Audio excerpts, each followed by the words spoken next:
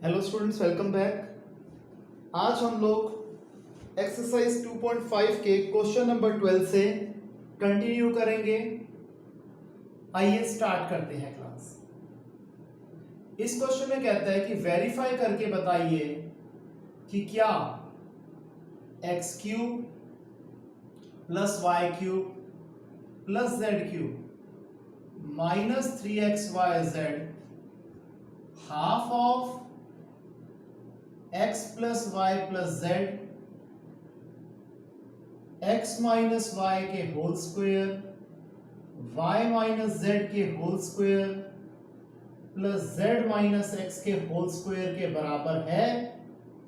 हमें यह प्रूफ करना है। क्वेश्चन आगे बच्चों समझ में?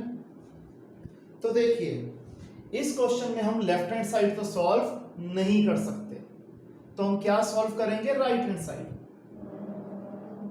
Solving right hand side. तो ये क्या हो जाएगा? हाफ वैसे का वैसा, x plus Y plus Z वैसे का वैसा। यहां पर हम आइडेंटिटी को खोलना शुरू करेंगे। x माइनस वाई का होल स्क्वायर हो जाएगा X square minus 2xy plus Y square. y minus Z का होल स्क्वायर हो जाएगा Y square minus 2yz plus Z square.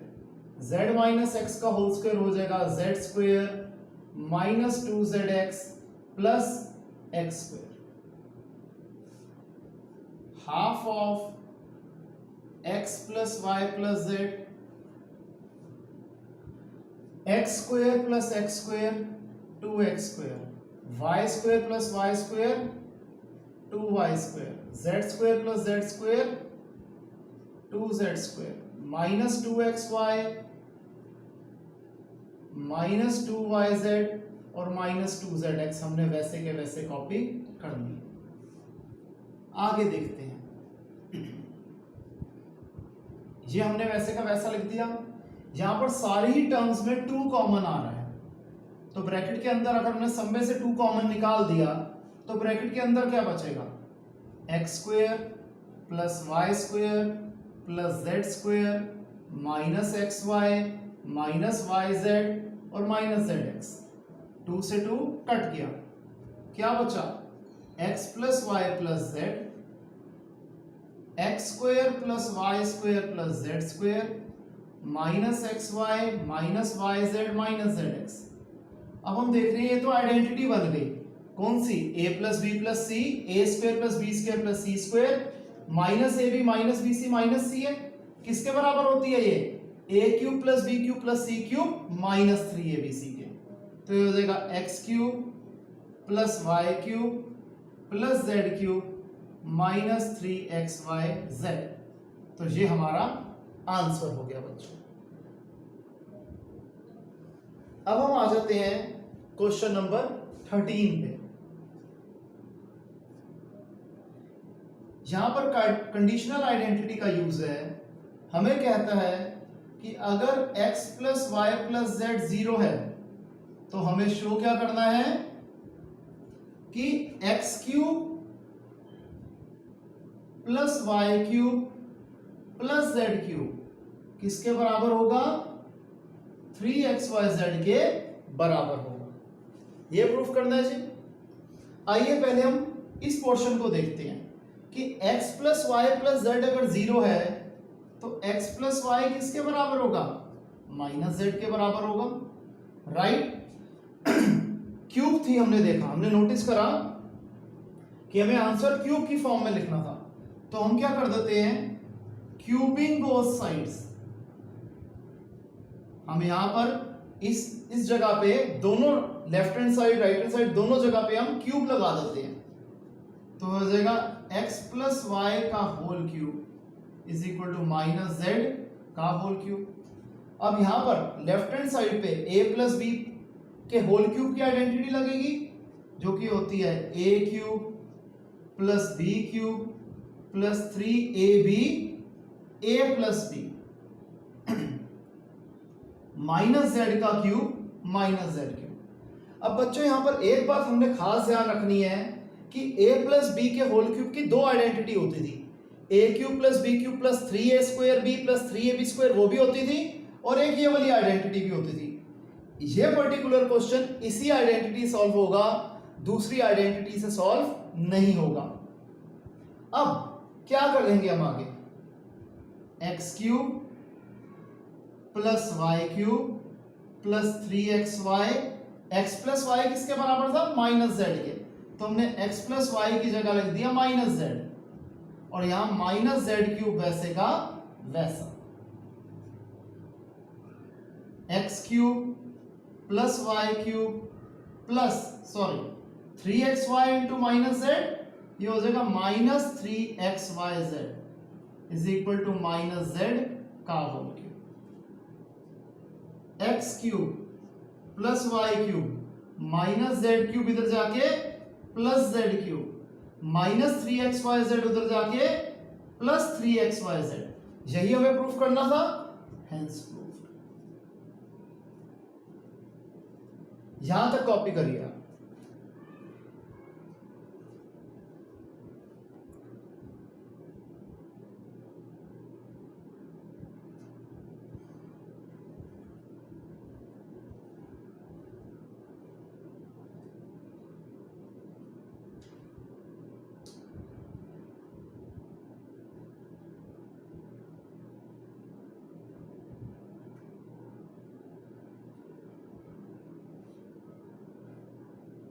तो आइए स्टूडेंट्स, अब हम करते हैं क्वेश्चन नंबर 14।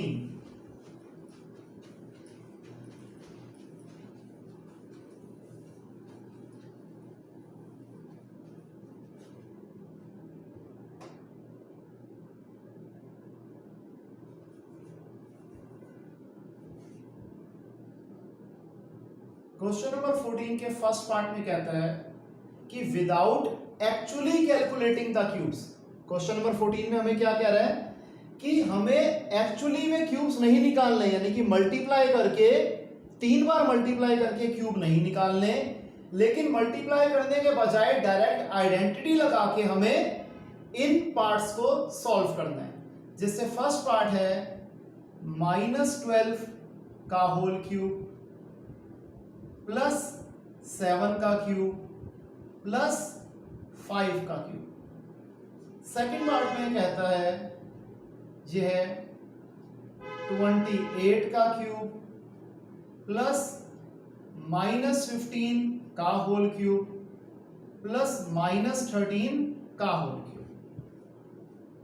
तो देखते हैं बच्चों क्या होगा। आपको पता है कि हमने इसमें मल्टीप्लाई करके 3 टाइम्स, इनफैक्ट 3 बार raise to the power of 3 है, तो 3 बार मल्टीप्लाई नहीं करना, तो हम इसमें आइडेंटिटी का यूज करेंगे।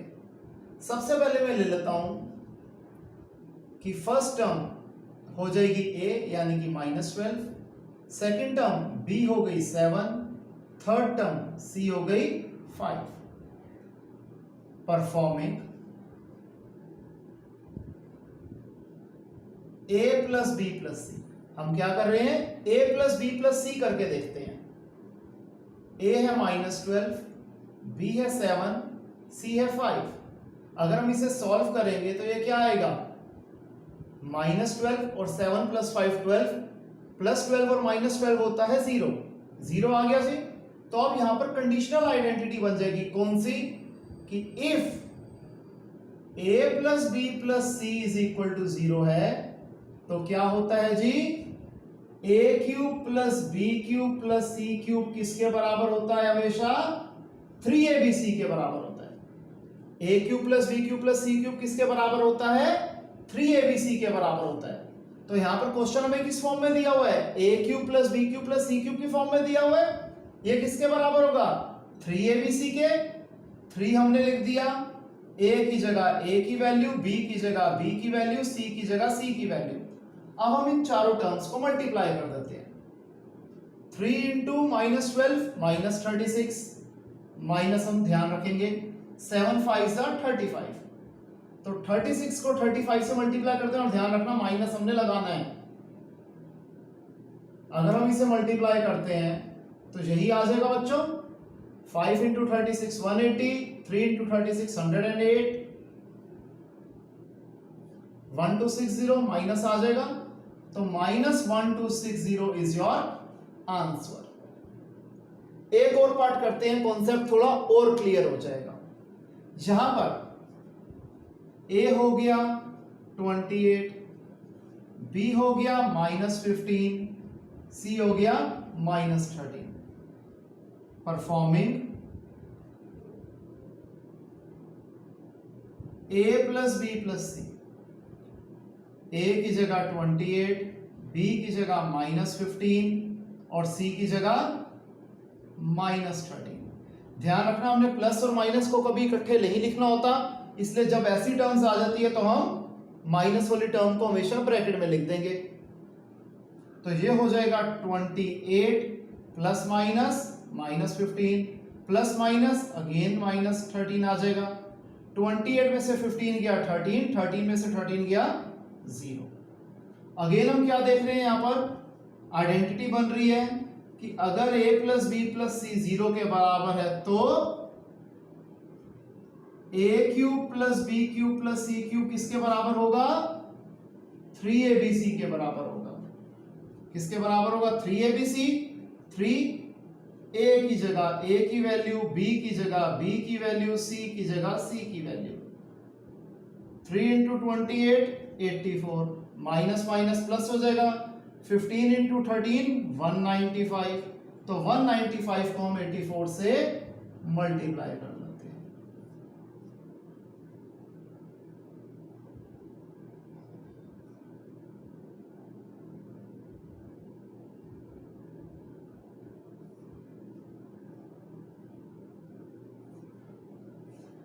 यह आ गया 16380 और यही हमारा आंसर है। ये आप कॉपी करिए। अब मैं इससे रिलेटेड एक दो और एग्जाम्पल कराना चाहूंगा जो आजकल पेपर में पूछे जा रहे हैं। आइडेंटिटी यही लग रही है लेकिन वो न्यूमरल्स की फॉर्म में नहीं है, वो एक्स वाई की फॉर्म में होता है। तो एक क्वेश्चन हम वैसा भी करेंगे, पहले ये कॉपी कर दीजिए।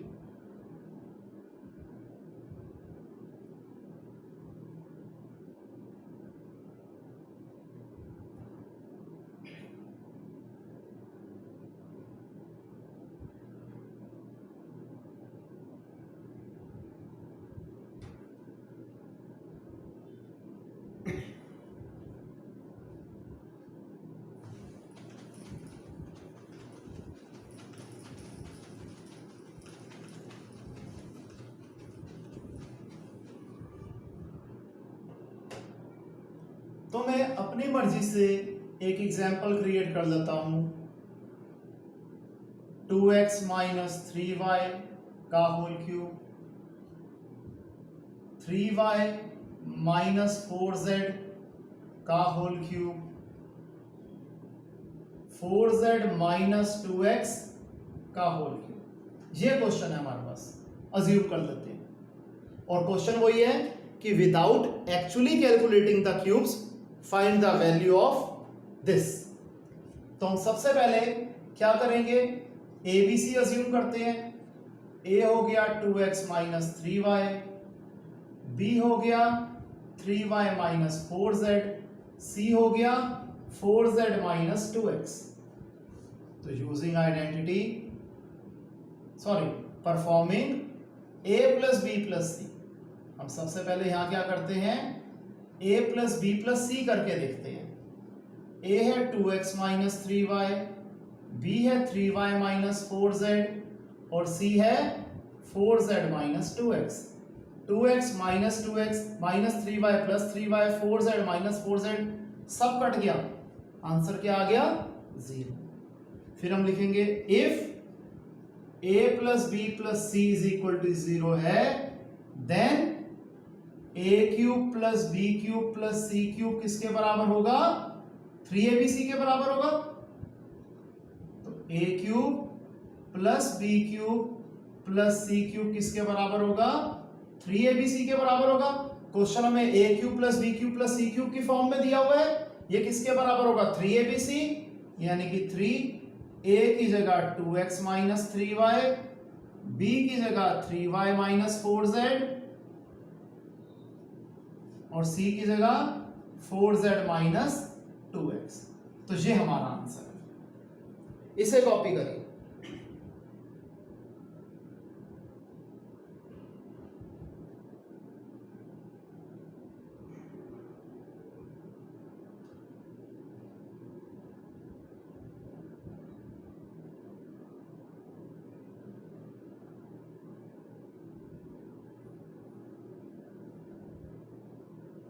अब आ जाते हैं हमारे पास क्वेश्चन नंबर 15।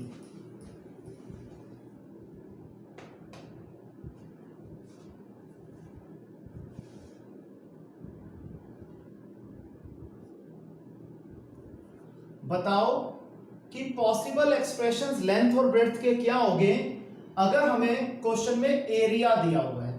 हमें फर्स्ट पार्ट में एरिया गिवन है 25a square minus 35a plus 12 और सेकेंड पार्ट में हमें एरिया गिवन है 35y square plus 13y minus 12। हमें दोनों ही पार्ट्स में एरिया गिवन है, हमें दोनों ही पार्ट्स में लेंथ और ब्रेड्थ निकालना है। स्टूडेंट्स ये बहुत आसान क्वेश्चन है, अगर हम थोड़ा सा फोकस करें तो फैक्टराइज ही करना है पूरे चैप्टर में, हमें पता है। अब यहां पर क्या हो रहा है बच्चों, आइडेंटिटी लग नहीं रही, कॉमन आ नहीं रहा, क्यूब है नहीं तो फैक्टर थ्योरम लगेगी नहीं, तो यहां पर क्या होना है, मिडिल टर्म स्प्लिटिंग ही होनी है। वही करेंगे जो हमने 2.4 के क्वेश्चन नंबर 4 में किया था। बस ये है कि इन क्वेश्चन में थोड़ी सी कैलकुलेशन एक्स्ट्रा इन्वॉल्व है, उसमें फिगर्स छोटी थी, इसमें फिगर्स थोड़ी बड़ी हैं, लेकिन कॉन्सेप्ट पूरे का पूरा वही है। तो आइए देखते हैं। जैसे 25 इंटू 12 300, तो हम 300 के फैक्टर्स बनाएंगे।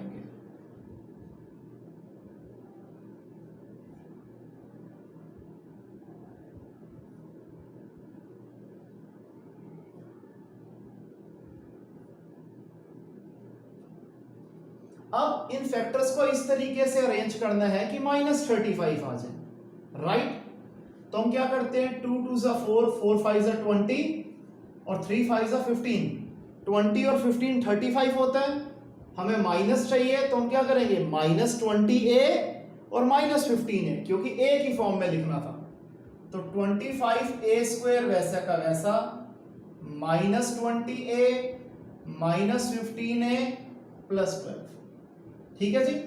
-35a को हमने कैसे ब्रेक करके लिख दिया, -20a एंड -15a।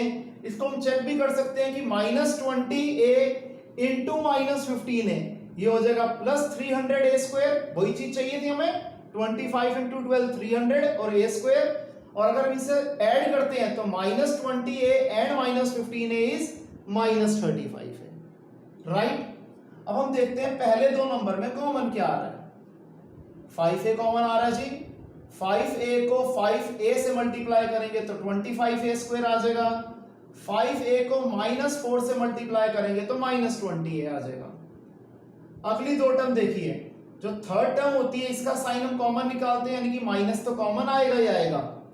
15 और 12 में क्या कॉमन आ रहा है, 3।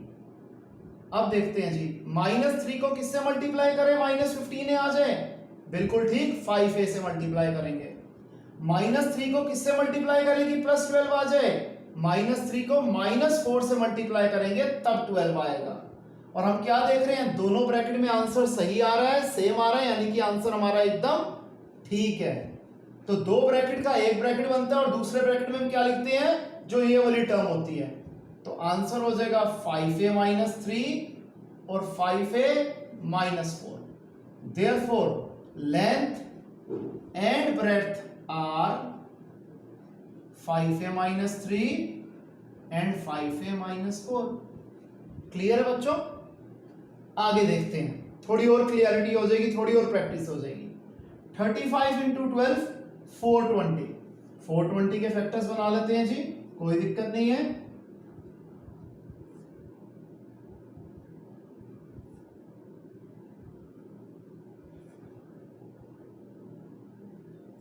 ये हमने फैक्टर्स बना दिए। अब फैक्टर्स को इस तरीके से स्प्लिट करना है कि +13y आ जाए। क्या आ जाए, +13y आ जाए। हम हमेशा क्या करते हैं बेटे, हिट एंड ट्रायल मेथड लगता है मिडिल टर्म स्प्लिट में। कॉम्बिनेशन बना के देखते हैं जी। 2 2 ज़ा 4, 4 7 ज़ा 28 और 5 3 ज़ा 15। 28 में से 15 गया 13 होगा, बिल्कुल 13 ही चाहिए था हमें। अब +13 चाहिए तो हम बड़े वाले नंबर का साइन प्लस कर देंगे। तो हम इसको यूं लिख देंगे 35y स्क्वायर +28y -15y और -12। अब पहले दो नंबर में कॉमन क्या आ रहा है 7y, 35 और 28 में कॉमन आ रहा था 7, वाई स्क्वायर और y में कॉमन आ रहा है y। 7y को किससे मल्टीप्लाई करेंगे 35y स्क्वायर आ जाए 5y से। 7y को किससे मल्टीप्लाई करें 28y आ जाए +4 से। अगले दो टर्म में से हम पहले वाले नंबर का साइन कॉमन लेते हैं, माइनस तो कॉमन आएगा ही आएगा। 15 और 12 में क्या कॉमन आ रहा है 3। यहां पर y है, यहां पर कुछ भी नहीं है तो कुछ भी फर्दर कॉमन नहीं निकलेगा। -3 को किससे मल्टीप्लाई करें 15y आ जाए, बिल्कुल ठीक 5y से मल्टीप्लाई करेंगे। -3 को किससे मल्टीप्लाई करेंगे +12 आ जाए, बिल्कुल ठीक +4 से मल्टीप्लाई करेंगे। दोनों ब्रैकेट सेम आ रहे हैं, आंसर हमारा ठीक निकल रहा है। पहले ब्रैकेट में लिख देंगे 7y - 3, दूसरे ब्रैकेट में लिख देंगे 5y + 4। Therefore length and breadth are 7y - 3 और 5y + 4। कॉपी कर लीजिए। फिर इस एक्सरसाइज का, इस चैप्टर का और आज की क्लास का लास्ट क्वेश्चन करते हैं। ये कॉपी कर लीजिए।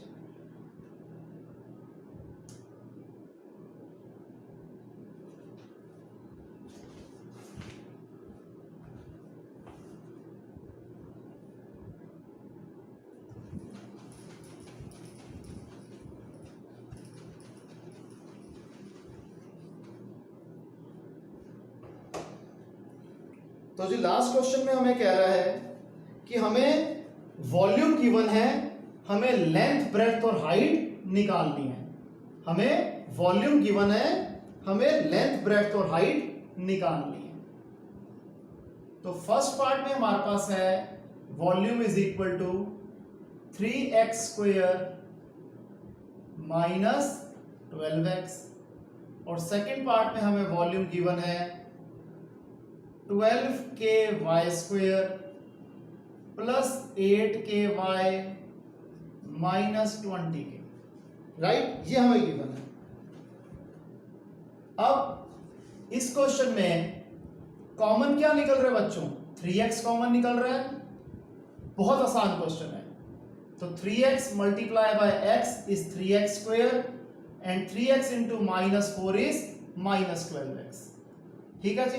अब वॉल्यूम में 3 टर्म्स होती है, लेंथ ब्रेड्थ हाइट, तो 3 टर्म्स होनी चाहिए। Therefore length breadth and height are, तो पहली टर्म हो गई 3, दूसरी टर्म हो गई x और तीसरी टर्म हो गई x - 4। तो 3 हो गई लेंथ, x हो गई ब्रेड्थ और x - 4 हो गई हाइट। ठीक है जी। हमने 3 टर्म्स अलग अलग बना दी। अब यहां पर देखते हैं, यहां पर हम क्या देख रहे हैं कि 4 और k कॉमन आ रहा है। तो हमने सबसे पहले तो 4k कॉमन निकाल दिया। क्या बचा अंदर 3y² + 2y - 5, ये बचा जी। अब 4k अगेन यहां पर मिडिल टर्म स्प्लिटिंग का कॉन्सेप्ट चलेगा। 5 3 = 15, 15 के फैक्टर बना लेते हैं जी। अब 5 - 3 2 होता है, तो यही हम यहां करेंगे 3y² + 5y - 3y और -5 वैसे का वैसा। हमने 2y को ब्रेक कर दिया 5y - 3y की फॉर्म में। 4k पहले दो टर्म्स में 3 और 5 में कुछ भी कॉमन नहीं आ रहा, y² और y में y कॉमन आ रहा है। y को किससे मल्टीप्लाई करें 3y² आ जाए, 3y से मल्टीप्लाई करेंगे। y को किससे मल्टीप्लाई करें 5y आ जाए, +5 से मल्टीप्लाई करेंगे। यहां पर थर्ड टर्म का साइन कॉमन आता है, माइनस कॉमन आ गया। 3 और 5 में कुछ भी कॉमन नहीं आ रहा तो 1 मानेंगे कॉमन। यहां पर y है, यहां पर कुछ भी नहीं है तो कुछ भी जो वेरिएबल है वो कॉमन नहीं आएगा। -1 को किससे मल्टीप्लाई करें -3y आ जाए, 3y से मल्टीप्लाई करेंगे। -1 को किससे मल्टीप्लाई करेंगे -5 आ जाए, +5 से मल्टीप्लाई करेंगे। -1 × +5 इज -5। दोनों ब्रैकेट सेम आ रहे हैं, आंसर हमारा एकदम सही निकल रहा है। तो हो जाएगा 4k y minus 1 3y plus 5। Therefore, length, breadth and height are, एक टर्म हो गई 4k, ये हो गई हमारी लेंथ, दूसरी टर्म हो गई y माइनस 1 जो हमारी हो गई ब्रेड्थ, तीसरी टर्म हो गई 3y प्लस 5 जो हो गई हमारी हाइट। तो बच्चों आज हमने ये चैप्टर एनसीईआरटी में से कंप्लीट कर लिया है। अगली क्लास में हम चैप्टर 2 की असाइनमेंट डिस्कस करेंगे। तब तक आप ये सारा काम करके रखिएगा, क्योंकि असाइनमेंट्स थोड़े हायर ऑर्डर क्वेश्चन होंगे, तो वो तभी हो पाएंगे अगर आपकी जो बेसिक कमांड है एनसीईआरटी के ऊपर वो बहुत अच्छी होगी। तो नेक्स्ट क्लास तक के लिए बच्चों बाय, मिलते हैं, टेक केयर।